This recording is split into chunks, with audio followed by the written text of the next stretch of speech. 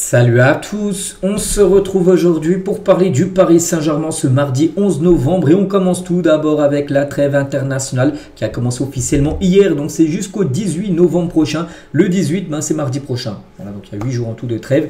Donc n'oubliez pas tous les joueurs du PSG convoqués en sélection, je ne vais pas tous les citer, vous pouvez les voir bien sûr sur l'image. Donc les joueurs qui restent au campus, donc Renato Marin et Lucas Beraldo qui restent actuellement du côté du centre d'entraînement du PSG. Et il y a les joueurs blessés bien sûr, Doué, Mendes, Dembélé et Hakimi qui ne sont pas en sélection. Donc bonne chance bien sûr à tous les joueurs bien sûr en espérant voilà, pas de blessures, surtout qu'on sait que le PSG est énormément touché par les blessures sur ce début de saison. Tiens, on va parler de Fabien Ruiz les gars qui est arrivé du côté de la sélection espagnole, lui qui a loupé le dernier rassemblement pour cause de blessures. Il est bien de retour bien sûr, Fabien Ruiz. Marquinhos du côté du Brésil. Enfin le Brésil, ça ne sera pas 2 matchs au Brésil, ce sera plutôt 2 matchs là en Europe, un qui se jouera là d'ici quelques jours, je crois que ça sera à Londres et l'autre à Lille. Voilà, avec deux rencontres au programme bien sûr en Europe pour ça évite un long déplacement on va dire pour Marquinhos jusqu'au Brésil. Ça se jouera là en France, en Angleterre, les 2 prochains matchs de la Seleção. Achraf Hakimi donc en plein fast time avec ses coéquipiers de la sélection marocaine. On sait qu'Hakimi pour l'instant, il est blessé. On espère pour lui qu'il puisse faire son retour pour la CAN qui commence dans 1 mois et 10 jours exactement. On est le 11 novembre, c'est le 21 décembre prochain. Le début de la CAN avec le match d'ouverture bien sûr du Maroc. Donc Hakimi qui avait quelqu'un du staff bien sûr du Maroc qui est en fast time. Puis là, Hakimi a pu parler bien sûr avec les joueurs actuellement en sélection marocaine. On continue avec un autre joueur en sélection, c'est Lucas Chevalier, un gardien bien sûr de l'équipe de France. Et Chevalier pourrait peut-être avoir du temps de jeu pendant ce rassemblement. Donc l'hypothèse d'une première sélection contre l'Azerbaïdjan si la France valide sa qualification après le match contre l'Ukraine n'est pas à exclure. Donc cela ne remettra pas en question le statut de numéro 1 de Mike Maignan, mais simplement lui permet de prendre un peu de l'expérience parce que là jeudi après-demain, il y aura un France-Ukraine qui se jouera en plus du côté du Parc des Princes, le stade du PSG. On pourra voir Zarvani contre quelques joueurs bien sûr du PSG côté équipe de France. Donc s'il y a victoire pour les Français, donc la qualif sera là. Le ticket, le billet sera obtenu bien sûr pour la Coupe du Monde. Donc du coup, il restera encore un match contre l'Azerbaïdjan. Le dernier match qui sera pour du beurre. Tu gagnes ou tu perds, c'est pareil. Et bien peut-être Chevalier pourrait gauler ce match-là, s'il y a la qualif bien sûr avant ce match contre l'Azerbaïdjan. Donc voilà concernant Lucas Chevalier. Et concernant bien sûr, donc là il pourrait gauler première fois en équipe de France, mais on sait que du côté du PSG, on se dit est-ce qu'il le mérite de jouer en équipe de France au vu de ses performances parce que il est quand même pas mal critiqué. Hier, je montrais les gars une photo avec des statistiques et les stats ne mentent pas les gars, les stats ne sont pas bonnes pour Lucas Chevalier.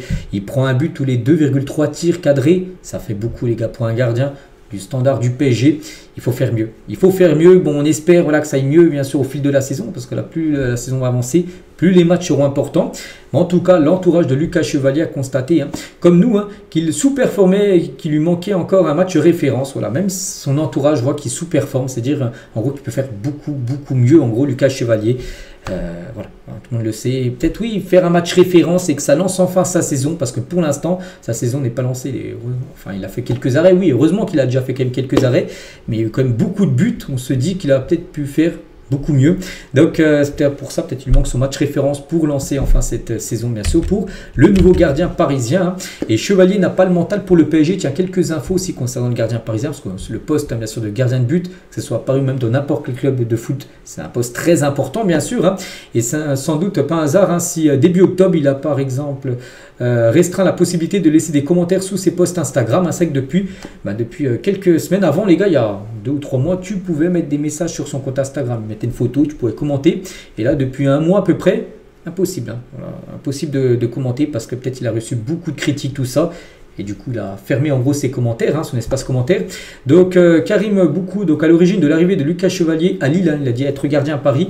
Comme dans la plupart des grands clubs, ce n'est pas le même métier qu'ailleurs. L'exemple d'André Onana qui n'a pas réussi à Manchester United alors qu'il sortait d'une finale de Ligue des Champions avec l'Inter Milan. Parlant, voilà.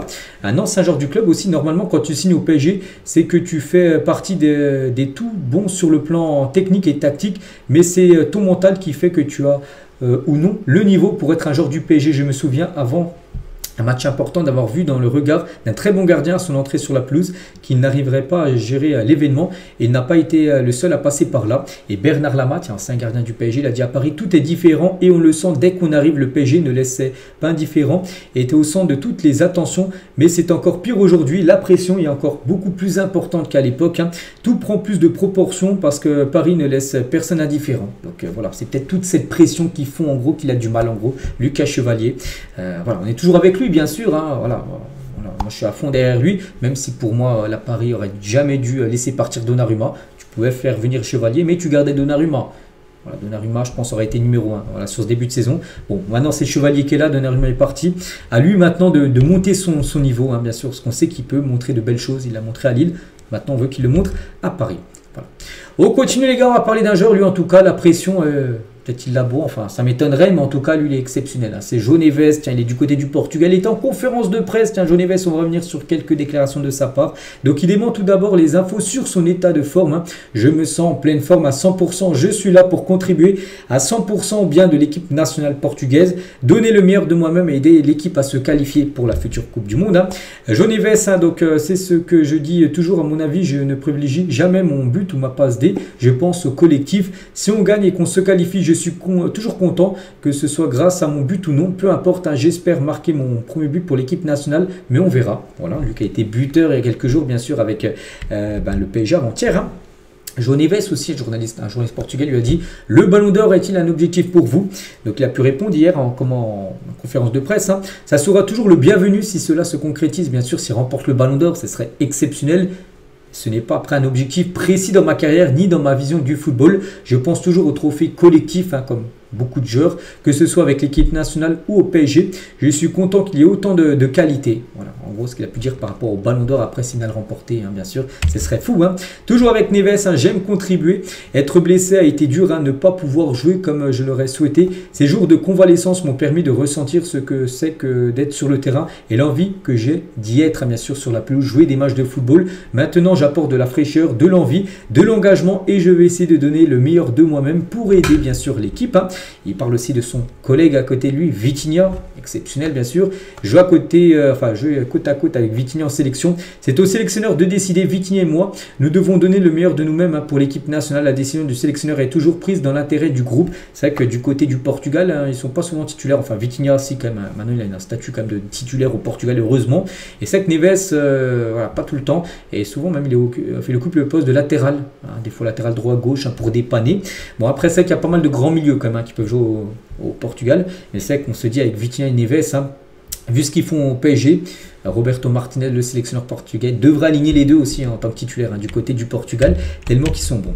Et pour finir avec Neves, les principales différences avec ce que Roberto Martinez et Luis Enrique vous demandent, donc il a dit, ce sont des entraîneurs différents, les deux ils n'ont rien à voir, avec des styles de jeu différents, mais ils aiment avoir le ballon attaqué. Je fais ce qu'on me demande. C'est pour ça que je suis là, pour suivre les consignes du sélectionneur et que je joue au milieu, sur le côté, n'importe où, même en entrant en jeu. Je serai toujours prêt à aider et à donner le meilleur de moi-même. C'est toujours agréable de revenir au Portugal, de quitter la fraîcheur parisienne et de retrouver le beau temps, de retrouver aussi d'anciens coéquipiers, des gens que j'apprécie. Être en équipe nationale est une bonne chose. Voilà. Donc on est très content pour lui parce qu'il le mérite, bien sûr. João Neves, c'est un joueur, les gars, vraiment aimé par tous du côté du PSG. Parce que oui, après, voilà, on va se dire, oui, tous les joueurs du PSG sont aimés, mais il y a des joueurs aussi qui reçoivent un peu de critique. Lui, les gars, il n'y a aucune critique sur Neves depuis son arrivée.